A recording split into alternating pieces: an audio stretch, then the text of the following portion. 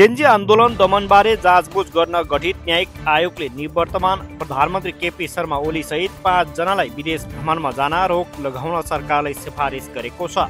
आयोगले उनीहरूको राजधानी रोक्का गर्न सिफारिस गरेको हो। तर सिफारिसमा राजधानी रोक्का भन्ने शब्द प्रयोग नभई विदेश भ्रमणमा रोक लगाउनु भनेको छ।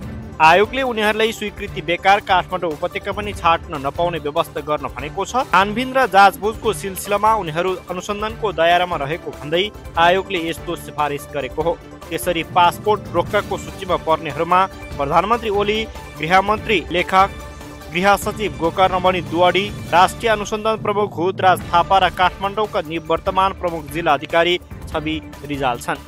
गत 23 भदौको जेन्जी आन्दोलनमा प्रहरीले घातक हतियारहरू प्रयोग गर्दा 19 जनाको मृत्यु भएको थियो। प्रधानमन्त्री ओलीले आफूले प्रहरीले गोली चलाउन निर्देशन नदिएको दावी गरेका थिए।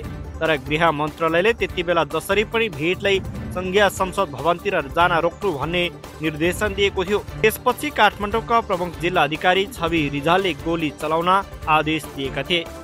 जाँचबुझ आयोगले जेन्जी आन्दोलन दमनमा तत्कालीन प्रधानमन्त्री ओली, गृहमन्त्री लेखक सहित प्रमुख जिल्ला अधिकारी रिजालको पनि भूमिका हुन सक्ने देखिएको अनि उनीहरूको पासपोर्ट यथावत राख्दा विदेशतिर लाग्ने जोखिम हुन सक्ने भन्दै पासपोर्ट रोक्काको सिफारिस गरेको हो।